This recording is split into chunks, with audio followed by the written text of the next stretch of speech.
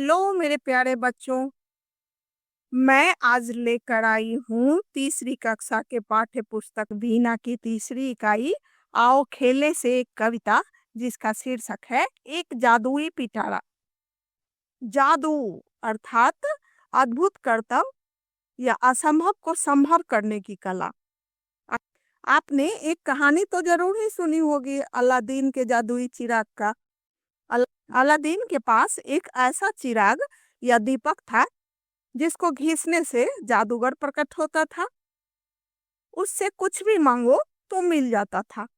अब आप सोच रहे होंगे कि काश ऐसा चिराग मुझे भी मिल जाता तो कितना अच्छा होता। परंतु ऐसा चिराग हमें ना मिले तो ही अच्छा है, क्योंकि यदि मांगने से ही सब कुछ मिल जाए तो हम कितने आलसी हो जाएंगे, है ना। अपने मेहनत और प्रयास करने से जो चीजें मिलती है वही अच्छी है, उसी से हम खुश होते हैं। इसलिए तो कहा जाता है कि मेहनत का फल मीठा होता है। आपकी कविता भी जादू से भरी है। एक जादुई पिटारा। जादुई पिटारा का अर्थ होता है ऐसा पेटी या बक्सा जिसमें तरह तरह के जादू करने वाले अनोखी चीजें हों। कविता पढ़ते समय आप इन जादुई चीजों की कल्पना करोगे तो बहुत ही मजा आने वाला है। यह एक आनंदमयी कविता है। एक पिटारा हमने खोला, उसमें से निकला गप्पू गोला। बच्चों ने जब एक पिटारा खोला तो उसमें से निकला गप्पू गोला। इस चित्र में देख रहे हो, यही है गप्पू गोला। गोले पर जब बांधी सुतली, लगा नाचने बन कठपुतली। बच्चों ने जब गप्पू गोला पर मोटा सा धागा बांधा, तब क्या हुआ? गोला कठपुतली बनकर नाचने लगा। कठपुतली में भी धागा बंधा होता है। धागे को ऊपर नीचे आगे पीछे हिलाने से कठपुतली नाचती है। वैसे ही गप्पू गोला भी कठपुतली बनकर नाचने लगा। कठपुतली ने गाड़े खूंट, उसमें निकले 900 ऊंट। कठपुतली ने जैसे ही खूंटा यानी छोटा सा डंडा जमीन पर गाड़ा, उसमें से 900 ऊंट निकला। ऊंट जिसके पीठ पर कुबड़ होता है। आप देख रहे हो इस चित्र में कितने सारे ऊंट निकले हैं। इन ऊंटों पर हुई सवारी, मिली राह में एक सुपारी। बच्चे जब इन ऊंटों पर बैठकर सवारी करने लगे, तब रास्ते में उनको एक सुपारी मिली। सुपारी या कशैली को काटकर पान में डालकर खाया जाता है। वही सुपारी इनको ऊंट की सवारी करते समय मिली। देख रहे हो यहाँ चित्र में, यही सुपारी है। उसी सुपारी को जब काटा, उसमें निकला 9 मन आटा। वह सुपारी भी जादुई थी, जादू से भरी हुई थी। जैसे ही उसको काटा गया, उसमें से 9 मन आटा निकला। 40 किलो का एक मन होता है। सुपारी काटने से 9 मन अर्थात 360 किलो आटा का ढेर निकला। सोचो कितना बड़ा ढेर होगा। उस आटे पर नारियल फोड़ा, उसमें निकल पड़ा एक घोड़ा। उस आटे के ढेर पर जब नारियल फोड़ा गया तो क्या हुआ? उसमें से एक घोड़ा निकला। घोड़े को जब एड़ लगाई, आसमान ले पहुंचा भाई। घोड़े को दौड़ाने के लिए लगाम खींचकर या एड़ी से मारकर घोड़े को दौड़ने का इशारा किया जाता है। उसे उसे ही एड़ लगाना कहते हैं। बच्चों ने जैसे ही घोड़े को एड़ लगाई, वह दौड़ने की जगह आसमान में पहुंच गया।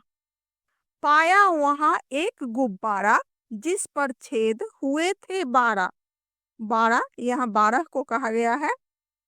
बच्चों ने देखा कि वहां एक गुब्बारा था जिस पर 12 छेद थे। यह देख रहे हो इस चित्र में बड़ा सा गुब्बारा है और गुब्बारे पर 12 छेद हैं। एक छेद पर था स्टेशन, जिस पर खड़ा हुआ था इंजन।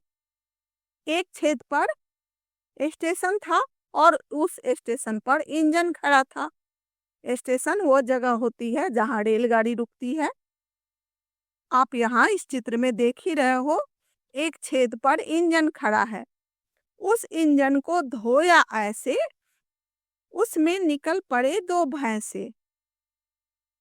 रेलगाड़ी की इंजन को जब रगड़ रगड़ कर धोया गया तो उसमें से 2 भैंसे निकल पड़े। जादू पर जादू होते जा रहा था।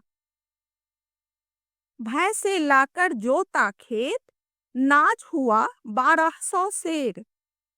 उन भैंसों को किसान ने लाकर जब खेत जोता तो खेत से 1200 सेर अनाज पैदा हुआ।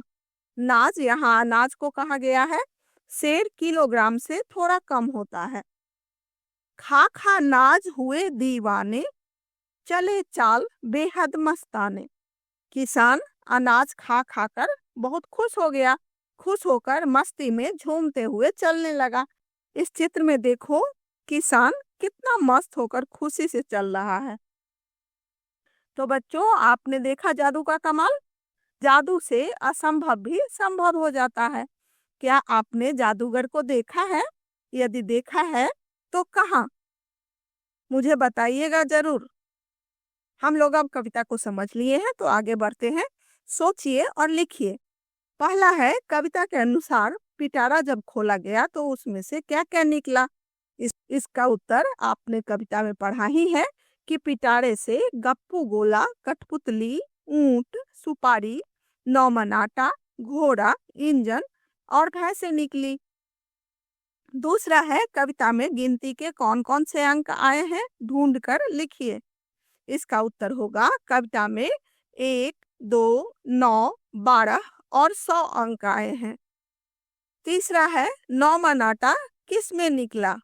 इसका उत्तर होगा नौमन आटा सुपारी में निकला। चौथा है, किसान खेतों को जोतने के लिए किसका सहारा लेते हैं?